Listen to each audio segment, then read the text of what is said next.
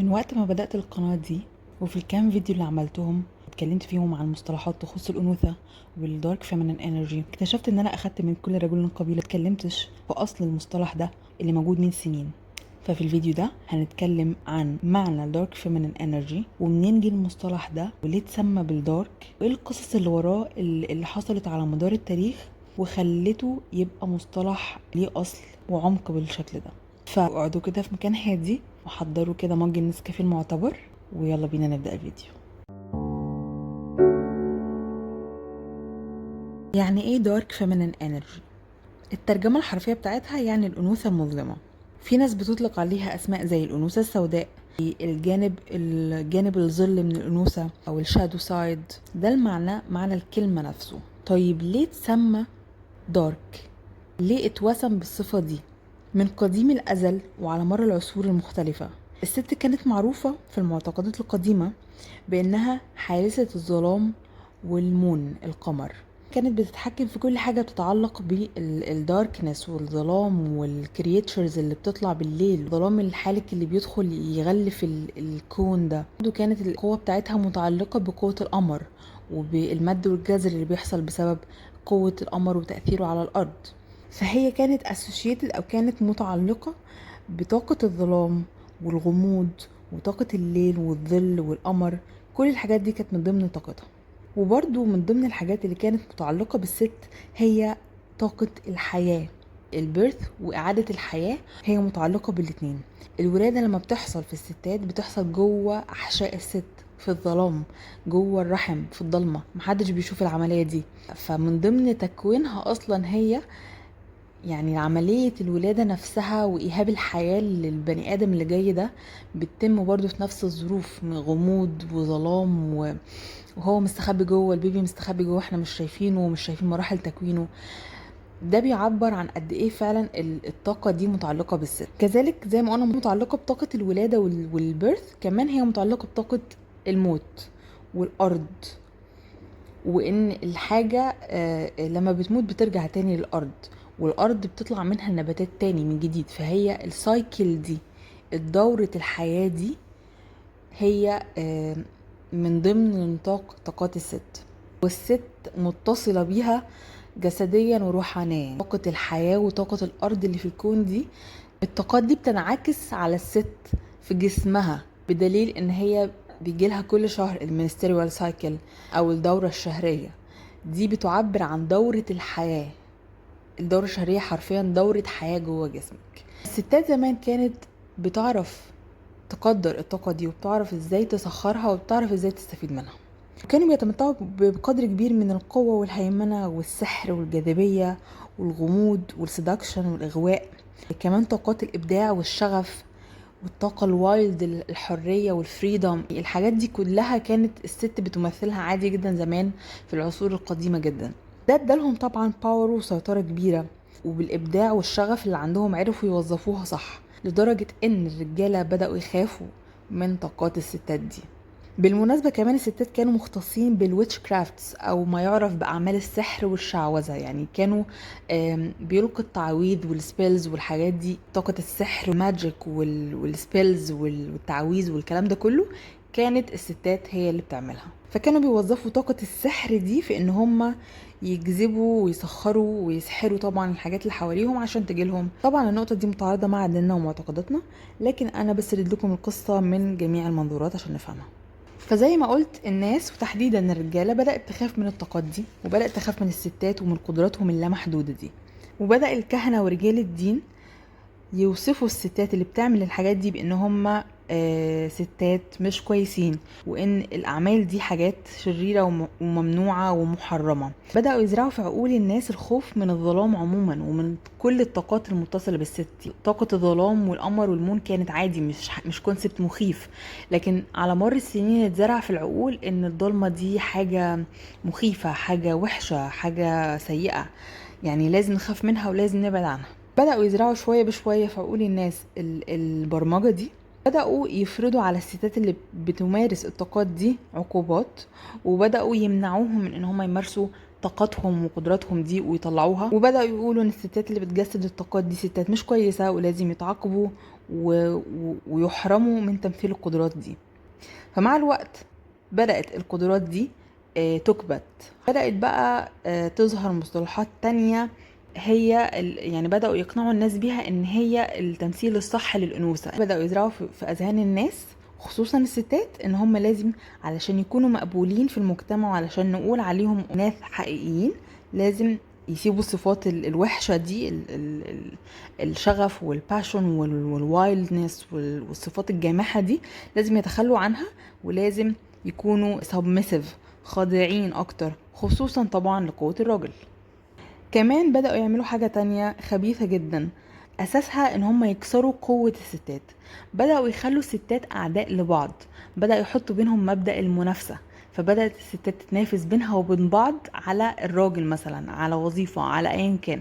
بدأ يحصل ما بينهم منافسة وغيرة وحقد بقى وكده الستات أو كده النساء اللي احنا عارفينه في زماننا ده.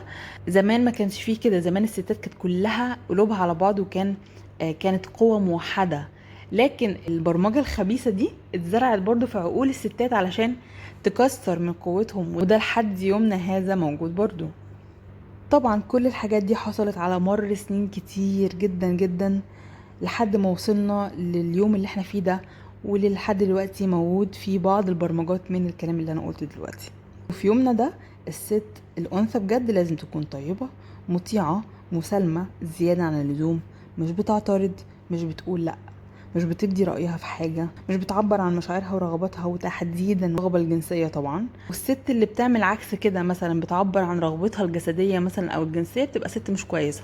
ده أبسط مثال. أنا بثبت لكم إن البرمجة دي اتزرعت فعلا في العقول ولحد الآن موجودة. هم نجحوا للأسف في إن هم يكبتوا القوة الحقيقية بتاعت الستات. زي ما قلت لكم إن الستات اللي كانت بتجسد الطاقة الأنثوية المظلمة دي زمان اكتسبوا قوة وهيمنة كبيرة جدا، سيطرة وسحر وجاذبية وإغواء، لدرجة إن كتير جدا من الحضارات القديمة جسدت الستات وجسدت القوة المظلمة دي في الستات في صورة آلهة، صورة جادسز موجودين وبيمثلوا الطاقات العظيمة دي. يعني من كتر ما كانوا شايفينها حاجة طاقة قوية جدا وصفوها بأنها هي صفات وطاقات آلهة. بدأوا يتصوروا ويتخيلوا آلهة كده في حضاراتهم وفي الأساطير القديمة بتاعتهم، ويكسبوها الصفات القوية بتاعة الدارك انرجي دي. وطبعا دي حاجة برضو متعارضة مع معتقداتنا، بس احنا بنسرد القصة وبنسرد الأقوال المختلفة اللي بتتكلم عن الموضوع ده. هقول لكم كم مثال كده من الحضارات القديمة وصفاتها وكانت بتتصف بإيه. من ضمن الستات دي ليليث، الجادس ليليث. القصة دي أساسها في الحضارة السومرية وبرضو موجودة في الفولكلور اليهودي. ليليث كانت معروفة بأن هي وايلد وبتحب الفريدم، الحرية. ويقال أن ليليث دي كانت أول زوجة لآدم في الجنة، ولما تزوجته رفضت تخضع لسيطرته، يعني رفضت تسمع كلامه أو تخضع لسيطرته، وعشان كده اتعاقبت بأن هي تطرد من الجنة وما تشوفش أولادها. ويقال ان ليليث دي كانت اول سترونج اندبندنت وومن في الكون. كمان ارتبط اسمها باحد الخطايا السبعة تقريبا في الفولكلور اليهودي او في الدين اليهودي برضو، وهي خطيئة الشهوة. تاني جادس هي في الحضارة او الثقافة الهندوسية. الجادس دي اسمها كالي، دي بتمثل الهة الديث والريبيرث، يعني الموت واعادة الحياة. هي المفروض ان هي الهة التايم واليونيفرس. كالي دي بتمثل قوة الطبيعة الام. الطبيعة الأم زي ما احنا بنشوف حوالينا الكون، الأعاصير والعواصف والحاجات دي بتيجي عشان تدمر. بعد ما بيحصل فيها تلوث رهيب بتحصل ثورة من الطبيعة على المكان ده عشان تدمره، بالتالي يبتدي يتبني تاني من أول وجديد. هي قوة التدمير اللي بتيجي قبل البدايات الجديدة. دي ممكن تدمر وتموت ناس علشان تحمي الضعفاء اللي ما يقدروش يحموا نفسهم. دي بالظبط كانت اختصاص كالي يعني. كمان كان في سايرس، وسايرس كانت إلهة الشعوذة والسحر والتحول عند اليونانيين القدماء. كانت بتستخدم الأعشاب عشان تعمل بيها السحر والتعويذ والماجيك بتاعها. كانت بتستخدمها في الإيذاء أو في المعالجة، يعني على حسب. سايرس كانت بتحول الناس لحقيقتهم، كانت بتعرف تشوف الناس على صورتهم الحقيقية، فكانت بتعمل التعويذ والسبيلز والحاجات دي علشان تحولهم للواقع وللحقيقة اللي هم عليه. يعني كان ممكن مثلا تحول الرجاله اللي مش كويسين بواسطه السحر بتاعها لخنازير. هي حولتهم لحقيقتهم، عشان كده كانت بتراقب ان هي الهة التحول او الترانسفورميشن، وكانت الرجاله بيضاويه بتخاف منها. دي كده بعض الامثله من الجادسز اللي كانت في الحضارات القديمه، واللي تعتبر من ضمن الالهه اللي بتمثل الدارك فيمينين انرجي او طاقه الانوثه المظلمه القويه. انا قلت لكم الامثله دي عشان بس نفهم تجسيد الطاقة الأنثوية دي بيكون عامل ازاي. طبعا الأمثلة دي أساطير، كل دي أساطير، فمش كلام حقيقي طبعا، بس ده كان بيعبر عن اعتقاد الناس في وقتها وعن رؤيتهم لصورة الست القوية المهيمنة الإلهة في نظرهم، قدراتها الخارقة اللي بتعملها. طبعا الستات في الحقيقة كانت بتمثل بعض الصفات دي على الواقع، يعني مثلا السحر والشعوذة ده زي ما قلت كان في ستات بتعمله وبتستغله. السيدكشن والإغواء برضو الستات بتعمله ويعني بتمارسه. فصفات الجادسز دي بتمثل المادة الخام لصفات الدارك فيمينين انرجي اللي تمثلت في الناس الحقيقية بقى، في الستات الحقيقية زمان في العصور القديمة. طيب هل طاقة الأنوثة المظلمة دي طاقة سيئة؟ هل أنا لو مارست الطاقة دي يبقى أنا بعمل حاجة مش كويسة؟ هوضح لكم تاني، كلمة دارك مش معناها إن الطاقة دي سيئة أو شريرة. كلمة دارك زي ما حكيت لكم هي بتعكس طاقة الظلام اللي كانت الست بتمثله أو بتعكس طاقته. فكلمة دارك فيمينين انرجي مش معناها ان هي جانب من الأنوثة سيء، معناه ان هو الشادو سايد، الجانب المظلم، طاقة الظل أو الظلام اللي هي موجودة بشكل طبيعي في كل البشر، يعني ستات أو رجالة. لأن طاقة الأنوثة المظلمة دي هي جزء لا يتجزأ من طاقة الديفاين فيمينينيتي أو الأنوثة الكاملة المقدسة. الديفاين فيمينينيتي دي هي طاقة الأنوثة الكاملة، ودي بتنقسم بدورها لنوعين أو لنصين، جزء الطاقة اللايت فيمينين وجزء الطاقة الدارك فيمينين. بلس ان الجانب المظلم ده موجود ومثبت في علم النفس. عالم كارل يونغ هو اول ما نتكلم عن الشادو سايد الموجود في النفس البشرية، واللي بيعكس بدوره بعض الصفات اللي احنا بنعتبرها سيئة زي الغضب والحقد والشهوة والديزايرز وكل الحاجات دي، كل الحاجات اللي احنا بنكتمها وبنمنعها وبنحطها كده في جانب بعيد علشان خايفين تظهر. الشادو سايد ده جانب موجود في كل الناس، فالجانب ده موجود شئنا ام ابينا، وان احنا نتقبله دي مش حاجة غلط. طيب هل المفروض بقى ان انا اتبنى المفهوم ده؟ هل لازم كل ست تجسده في حياتها؟ زي ما قلنا ان صفات الظلام اللي اتكلمنا عليها، الغضب والشهوة والاغواء، دي كلها صفات موجودة في النفس البشرية. ان انت تحتوي الصفات دي وتتقبليها وتسمحي لها بالظهور مش معناه ان انت هتخليها تحكمك او تسيطر عليكي. يعني مش المطلوب ان انت تبقى حياتك كلها دارك انرجي. انت ممكن تسمحي لها بالظهور، ممكن تتقبليها شوية، لكن مش هتخليها تسيطر عليكي. يعني كل مطلوب منك ان انت تتقبليها وبس. في بعض الستات مش بترتاح في الجانب ده من نفسها، مش بترتاح ان هي تظهر الصفات دي. في بعض الستات مرتبطة اكتر بطاقة الانوثة المضيئة. الموضوع في الاخر رغبة شخصية، يعني حاجة ترجع لك. اذا كنتي انتي شخصيتك اصلا بتميل للنوع ده من الطاقة، اذا كنتي انتي مرتاحة اكتر في الجانب ده من نفسك، فما فيش مشكلة ابدا ان انتي تمثليه. لكن اذا كانت شخصيتك عكس كده وشايفة ان الموضوع يعني قد وغريب شوية وهيبقى صعب عليك انك تنفذيه ومش من طبيعتك، فالموضوع كله يرجع لك. بس من وجهة نظر الشخصية ان لازم يكون عندك الجزئين والجانبين، وان كان ممكن يبقى في شخصيتك او في حياتك جانب اكتر من التاني، بس الاتنين لازم يبقوا موجودين، والاتنين لازم يبقى في بينهم توازن، جانب منهم يظهر في الوقت المناسب ليه. دي طبعا وجهة نظري انا الشخصية، وانتي تبني وجهة النظر اللي تريحك. طيب هل مفهوم الطاقة المظلمة ده بيتعارض مع ثقافتنا وديننا؟ الدين الإسلامي طول عمره كان بيقدر المرأة والأنوثة والأمومة، وبيحترم جدا الصفات دي فيها، وبيدي المرأة حقها وحقوقها في جميع النواحي في الحياة. كمان بيشجع على الحب والعطاء والعاطفة والرحمة وكل الصفات الجميلة دي. لكن في الإسلام برضو هنلاقي فيه نماذج لستات جسدت بعض من صفات الطاقة الأنثوية المظلمة، وأخدت منها قوتها وحسمها وإصرارها. دي من ضمن صفات الدارك طبعا.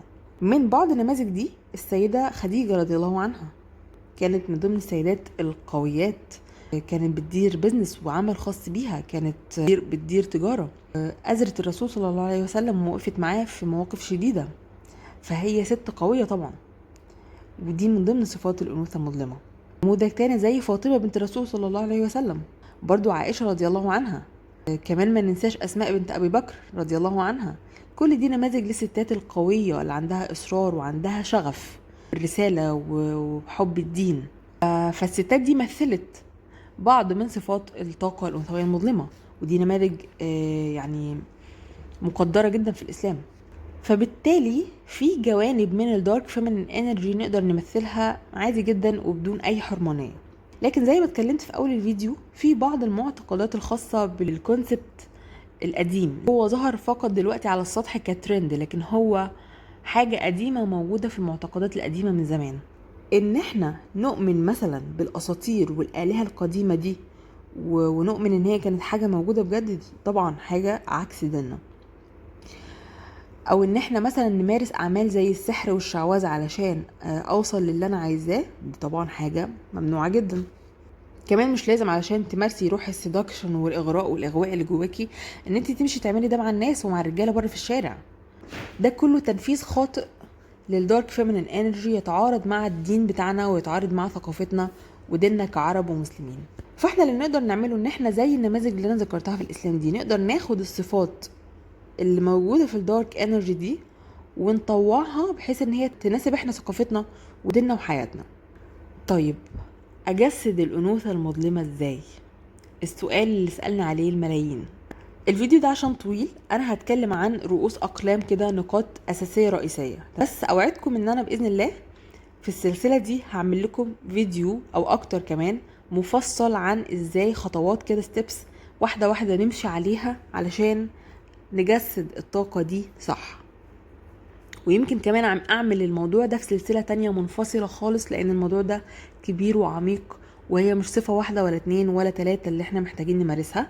الموضوع ثقافة كده، فكر محتاجين نتبناه، واسلوب حياة محتاجين نتبناه. فدلوقتي هقول لكم بعض كده من رؤوس الاقلام اللي تقدروا تتبنوها لحد باذن الله ما نتكلم في المواضيع دي بالتفصيل.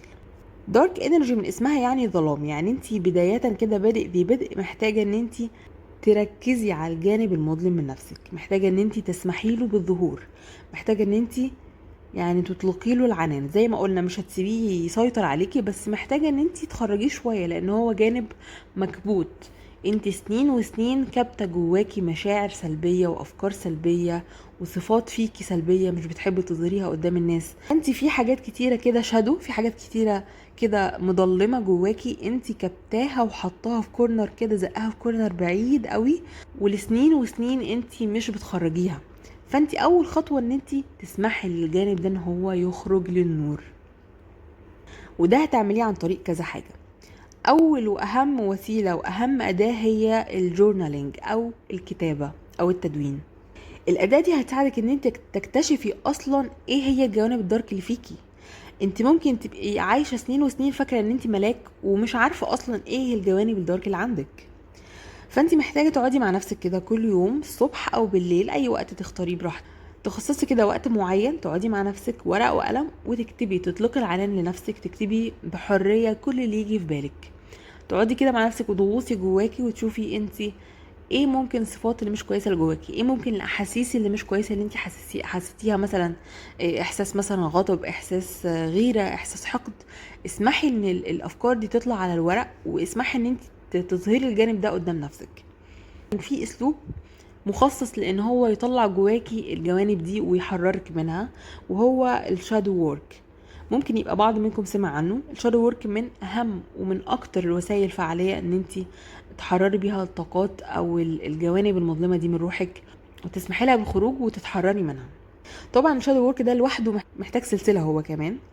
برضو هقول لكم كده رؤوس اقلام وبعض الافكار كده، الالهامات اللي انتم ممكن تستخدموها لحد ما نتكلم في الموضوع بالتفصيل، التفصيل الممل. الشادو وورك ببساطه ان انت بتحطي اسئله وبتجاوبي عليها. لو سرشت كده على جوجل كتبتي شادو وورك برومبتس هيظهر لك اسئله، وهتظهر لك كده نقاط معينه بتساليها لنفسك، وبتلاقي الاجابه بقى طلعت من جواكي، اظهرت لك حاجات انت ما كنتيش تتخيليها عن نفسك. من ضمن الاسئله دي هقول لكم امثله عشان تفهموا انا بتكلم في ايه. مثلا حاجة زي سؤال مثلا زي امتى حسيتي ان اهلك ما كانوش بيرفكت معاكي؟ مين الشخصية اللي نفسك تكونيها؟ ليه حسيتي الاحساس المعين ده؟ ويكون احساس مثلا سلبي. ليه حسيتي بالغيرة في الموقف الفلاني ده؟ وهكذا. تاني وسيلة هتساعدك ان انت تدخلي كده في الدارك انرجي بتاعتك، ان انت تمارسي التأمل. بنفس المبدأ زي ما الكتابة بتسمح لك تفرغي الافكار وتطلعيها على الورق، التأمل بيسمح لعقلك ان هو يفرغ برضو الافكار اللي فيه، ويسمح لروحك انه يطلع كل الحاجات اللي جوه المكبوتة ان هي تطلع على السطح. فخصصي وقت كده يوميا، تقعدي ان شاء الله 5 دقايق، اقعدي كل يوم في مكان هادي وريلاكسيشن كده وجو كده هادي، وتبقي حاسه فيه باسترخاء، واسمحي لافكارك ان هي تطلع. وفكري بقى، يعني خلي الافكار تجر اللي وراها. يعني لو انت حسيتي باحساس معين في الموقف الفلاني ده، زي ما سالتي نفسك على الورق، اسالي نفسك في دماغك انا ليه حسيت كده؟ طب ايه الاسباب؟ طب ايه الاسباب اللي زمان خلتني مثلا دلوقتي احس بالاحساس ده؟ هل في تراكمات؟ اقعدي مع نفسك كده ويعني واسبحي في بحر افكارك الخاصه، واسمحي لها ان هي تطلع كلها. تالت وسيله تقدري تعمليها هي ان انت تقري اكتر عن الدارك فيمينين جادسز، الالهه اللي بتمثل الدارك فيمينين انرجي في الاساطير القديمه.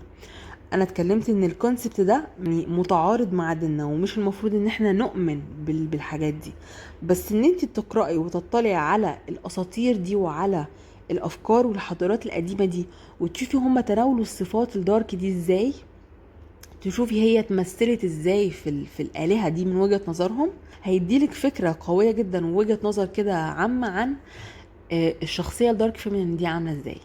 طبعا انت هتمثلي بعض الصفات اللي تتناسب معاكي زي ما قلنا، يعني مثلا القوه والحسم وان ممكن تبقى مثلا ديستراكتيف، مدمره في بعض الاوقات اذا مثلا اتاذت. بعض الصفات دي كده موجوده في الالهه دي، ممكن ان انت تطبقيها في حياتك عادي، بس يعني بدون الايمان بيها. فاهمني؟ فانت ممكن تقراي اكتر من باب الاطلاع، من باب ان انت زي ما قلت لك ان الجادسز دي او الاساطير القديمه دي هي الماده الخام للدارك فيمينين انرجي، لمصطلح الدارك فيمينين انرجي دلوقتي. هي الماده الخام اللي طلعت المصطلح ده دلوقتي اصلا. فانت لو عايزه تتعلمي حاجه بتروحي تتعلميها من المنبع ومن الاساس.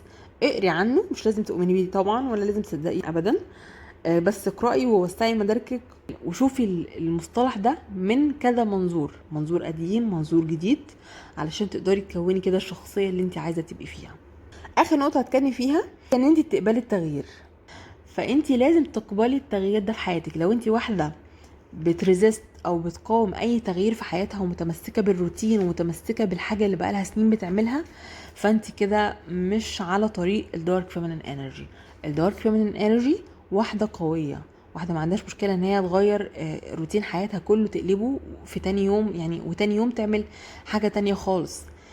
هي طاقة متجددة، طاقة تجدد وتغير وشغف، فهي عادي بتهد وتبني، ما عندهاش اي مشكلة. لازم تتقبلي الموضوع ده، تقبلي التغيير في علاقاتك، في الوظيفة، في الشغل، في حياتك عموما. لما تتقبلي التغيير ده هتحسي ان انتي اقوى، وهتحسي ان انتي يعني مفيش حاجة تقدر تهددك. فحاولي ان انت تتقبلي التغيير. وباي ذا واي، لو انت حررتي او لو انت بداتي تطبقي الدارك فيمينين انرجي في حياتك، هتلاقي تلقائيا كده بشكل اوتوماتيكي ان انت علاقاتك مع الستات تحديدا بدات تتحسن. ليه؟ لان زي ما قلت في اول الفيديو خالص، من ضمن البرمجات اللي زرعوها في عقول الستات علشان يكسروا ويقلوا من قوتهم، هي ان هم زرعوا ما بين الستات وبعضها مبدأ التنافس ومبدأ الحرب، ان في حرب قايمة ما بين الست والتانية، ان في منافسة على الراجل. الست عدو الست، زي يعني دي مقولة معروفة دلوقتي، وللأسف هي ممكن تبقى صح. دي البرمجة اللي حطوها وزرعوها في دماغنا من زمان. فانتي مجرد ما انتي عملتي هيلينج، شافتي البرمجة دي، هتلاقي ان انت العلاقات تلقائيا تحسنت ورجعت تاني للفطرة، للطبيعة بتاعتها. زمان الستات كانوا قوة ويونت واحدة. فدي كده من ضمن النقط اللي انت تقدري تعمليها علشان تحيي وتبتدي تحطي رجلك على طاقة الدارك فيمينين انرجي. ده كده اول فيديو في سلسلة الدارك فيمينين انرجي، اللي انا هتكلم فيها بالتفصيل عن كل محاور الشخصية دي وكل الصفات وكل المواضيع اللي تخصها. يا رب يكون الفيديو عجبكم، يا رب تكونوا استفدتوا منه. ممكن ابقى طولت عليكم شويه، بس بجد انا عايزه افيدكم باكبر قدر من المعلومات والله اللي انا اعرفها. عملت كميه سيرش رهيبه علشان اوصل لكم المعلومات دي.